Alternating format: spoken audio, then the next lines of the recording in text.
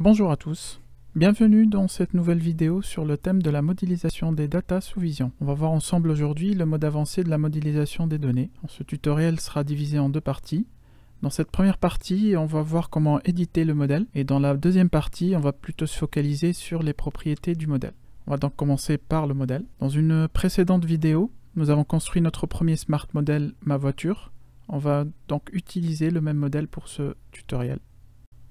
On va commencer d'abord par inspecter notre espace de travail pour comprendre les différents outils qu'on va utiliser aujourd'hui. On commence par sélectionner la box ou le nœud représentant le modèle. L'inspecteur va s'afficher pour permettre d'éditer les propriétés de l'élément sélectionné. On a aussi la possibilité d'éditer les différents champs aux propriétés du modèle. Dans ce cas-là, l'inspecteur va s'adapter au type de l'élément sélectionné, mais on va voir cette partie dans la deuxième vidéo sur la modélisation avancée des propriétés d'un smart model. Quand on sélectionne le modèle, l'inspecteur affiche trois grandes sections. Tout d'abord, on a la partie propriété générale du modèle, ensuite on a ses aptitudes et finalement ses permissions. Tout d'abord les propriétés. On a en premier la clé. Elle permet d'identifier notre modèle dans la base de données de Vision. Elle est générée à la création du modèle et reste modifiable tant qu'on n'a pas publié notre modèle. La partie publication sera présentée dans une autre vidéo de cette playlist. Ensuite, on a le nom. Le nom permet de modifier le nom affiché quand nous allons utiliser notre modèle dans les différents modules de Vision. Il est important de définir toutes les traductions du nom dans les langues proposées dans le studio. Et enfin, nous avons les clés uniques. Cette section permet de définir les clés uniques du modèle. Pour les non-initiés aux notions de base de données, une clé unique permet de s'assurer qu'on n'affecte pas la même valeur sur le champ utilisé pour deux instances différentes d'un modèle. Par exemple, dans notre cas, deux voitures ne peuvent pas avoir la même immatriculation. Cette propriété doit donc être sélectionnée en tant que clé unique. Il faut savoir qu'on a la possibilité de définir plusieurs champs de notre modèle comme étant uniques. À la création des objets, l'unicité de ces clés est donc vérifiée avant de pouvoir sauvegarder ou utiliser l'objet.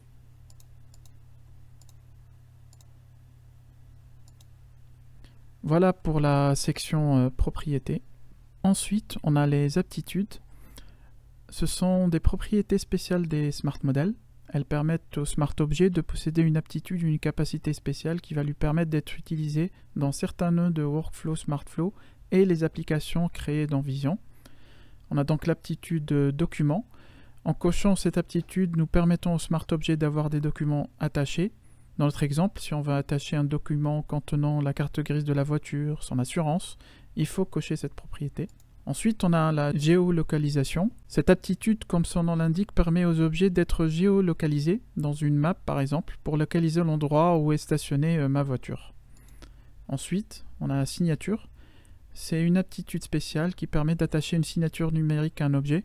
Elle peut avoir son importance si nous avons besoin de stocker la signature d'un user pour l'intégrer dans un rapport généré dans un workflow, par exemple. Ensuite, on a les tags. Les tags est une notion très pratique pour classifier nos objets, pour faciliter la recherche.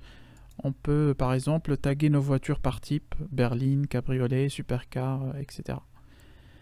Enfin, on a les magnettes. C'est une aptitude un peu similaire à la géolocalisation. Elle donne à l'objet la possibilité d'être utilisé en tant que magnète dans le widget board, dans une application créée dans Vision. La dernière section de notre inspecteur est les permissions du modèle. Cette partie permet de définir qui, dans les différents groupes de sécurité de Vision, a la permission de voir ou non et d'éditer ou non les objets créés à partir de ce modèle. Le bouton plus permet d'activer ou désactiver l'option pour tous les groupes. En cliquant sur l'option éditer, le W, on active automatiquement l'option lecture. Nous avons ici la possibilité d'appliquer ces permissions à tous les champs de notre modèle en cliquant sur appliquer à tous les champs. On peut le voir ici en sélectionnant les différentes propriétés que les permissions ont été propagées sur tout notre modèle. Voilà pour la partie édition avancée du modèle. Pour résumer, on a vu dans cette partie les différents éléments éditables de notre modèle. On a configuré le nom d'affichage dans toutes les langues proposées dans le studio. On a ajouté les aptitudes documents, géolocalisation et tag à ma voiture. Et on a défini son immatriculation comme étant une clé unique. Finalement, on a défini les permissions du modèle. On peut maintenant passer à la deuxième partie de ce tutoriel. Je vous invite donc à passer à la deuxième vidéo sur le thème de la modélisation avancée.